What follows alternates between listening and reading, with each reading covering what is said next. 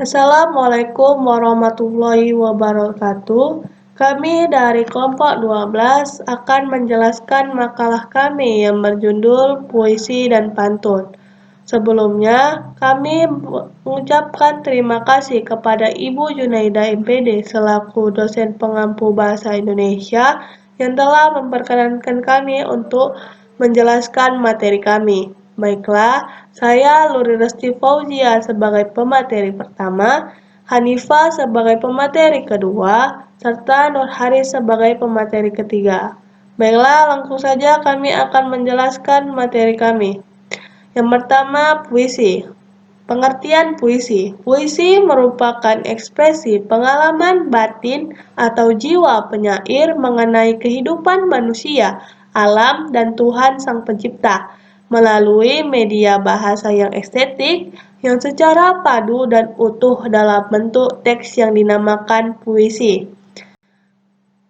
Jenis puisi. Jenis puisi terdiri atas yang pertama puisi lama atau tradisional.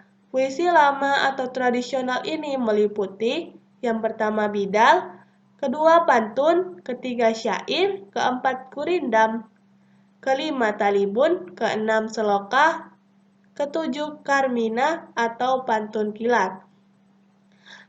Yang kedua, puisi baru atau modern. Puisi baru atau modern ini meliputi atas epik, balada, soneta, ode, elegi, epigram, satire, romantis, distikon, terzina, kuanter, queen, sektet, septima, santaza, soneta, dan yang terakhir pantun. Ciri-ciri puisi. Ciri-ciri puisi secara umum ialah yang pertama, penulisan puisi dituangkan dalam bentuk bait yang terdiri atas baris-baris bukan berbentuk paragraf. Yang kedua, diksi yang dipakai dalam puisi biasanya bersifat kiasan, padat, dan indah. Yang ketiga, penggunaan majas sangat dominan dalam bahasa puisi. Yang keempat, pemilihan diksi yang digunakan mempertimbangkan adanya rima dan persajakan. Yang kelima, dalam puisi, setting, alur, dan tokoh tidak begitu ditunjukkan dalam pengungkapan. Materi selanjutnya yaitu ciri-ciri puisi lama. Yang pertama, anonim atau tidak diketahui siapa nama penulis puisinya. Yang kedua, terikat pada jumlah baris, rima, irama, diksi, intonasi, dan sebagainya. Yang ketiga, memiliki gaya bahasa yang statis atau tetap dan klais. Yang keempat, merupakan sastra lisan karena disampaikan dan diajarkan dari mulut ke mulut. Ciri-ciri puisi baru. Yang pertama yaitu nama pengarang atau penulis puisi diketahui. Yang kedua, tidak diterikat jumlah, baris, rima, dan irama. Yang ketiga, mempunyai gaya bahasa yang dinamis atau berubah-ubah. Yang keempat, puisi cenderung bersifat simetris atau memiliki bentuk yang rapi. Yang kelima, lebih menggunakan sajak syair atau pola pantun. Yang keenam, puisi biasanya berbentuk 4 seuntai. Yang ketujuh, terdiri dari kesatuan sintaksis atau gatra. Yang kedelapan, pada tiap gatra terdiri dari 4-5 suku kata. Yang kesembilan, isi puisi baru umumnya berisi tentang kehidupan. Unsur-unsur puisi. Unsur-unsur puisi terdiri dari atas 4, yaitu diksi, majas, rima atau unsur bunyi, citraan atau imajinasi. Diksi. Diksi adalah pilihan kata yang pas dan selaras dalam puisi. Pilihan kata yang pas akan menghidupkan situasi, perasaan, serta keindahan dari puisi tersebut. Majas. Majas adalah suatu gaya bahasa yang berbentuk kiasan. Pengarang puisi biasanya memakai bahasa kiasan agar puisi yang ditulis terlihat indah serta menarik. Bahasa kiasan mempunyai tujuan untuk mengemukakan secara otomatis tentang arti yang disebut oleh pengarang puisi. Rima atau unsur bunyi. Rima atau unsur bunyi bisa disebut sebagai sajak.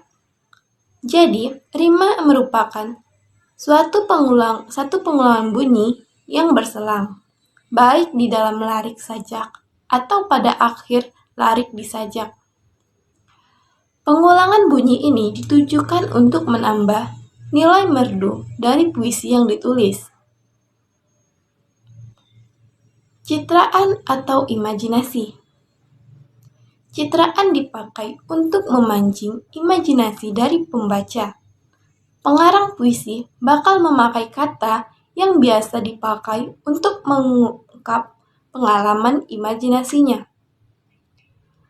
Kata-kata yang dipakai itu memberi kesan pada panca indera untuk pembaca. Jenis-jenis citraan dalam puisi antara lain citraan pandang, citraan dengar, citraan rasa, serta citraan pengecap. Baik, ke sejarah pantun. Pada mulanya, pantun merupakan senandung atau puisi rakyat yang dinyanyikan. Pantun pertama kali muncul dalam sejarah Melayu dan hikayat-hikayat populer yang sezaman dan disisipkan dalam syair-syair seperti syair Ken Tambunan. Pantun dianggap sebagai bentuk karma dari kata Jawa pari, yang berarti pari, artinya paribahasa atau peribahasa dalam bahasa Melayu. Kemudian ciri-ciri pantun. Ciri-ciri pantun yang pertama itu satu bait berisi 4 baris atau 4 larik, dan tiap barisnya berisi 8 sampai 12 suku kata. Kemudian ciri yang ketiga yaitu baris ke-1 dan ke-2 merupakan sampiran, sedangkan baris ketiga dan keempat merupakan isi atau maksud yang ingin disampaikan. Yang keempat yaitu rima atau sajak akhir. Rima dalam pantun ini berpola A, B, A, B. Baik, ke macam-macam pantun. Yang pertama berdasarkan siklus kehidupan atau usia, yaitu pantun anak-anak. Pantun anak-anak ini berisi sebuah hiburan atau hal-hal yang menyenangkan. Kemudian pantun anak muda. Pantun anak muda ya seperti berisi hal-hal anak muda. Contohnya percintaan, perasaan, kegalauan, dan lain-lain. Kemudian pantun orang tua. Pantun orang tua ini biasanya berisi petuah atau nasihat. Dan sering juga dikatakan pantun orang tua ini hampir sama dengan pantun nasihat. Yang kedua, berdasarkan isinya. Yang pertama, pantun jenaka. Pantun jenaka ini berisi sebuah candaan atau hiburan dan kadang juga berisi sindiran yang bersifat lucu. Kemudian pantun nasihat. Sama yang seperti tadi, pantun nasihat berisi nasihat-nasihat atau petuah-petuah yang baik. Makanya hampir sama dengan tadi pantun orang tua. Kemudian pantun teka-teki. Pantun teka-teki ini berisi teka-teki yang disusun dalam bentuk pantun. Dan pantun teka-teki ini pantun yang bisa dibilang paling banyak dan paling populer karena pantun ini bisa mengasah otak kita untuk berpikir secara luas. Kemudian yang terakhir, pantun kiasan.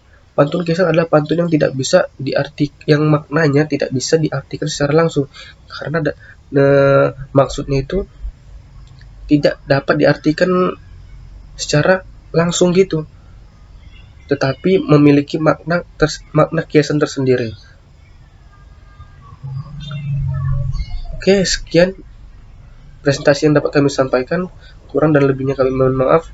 Kami akhiri. Assalamualaikum warahmatullahi wabarakatuh.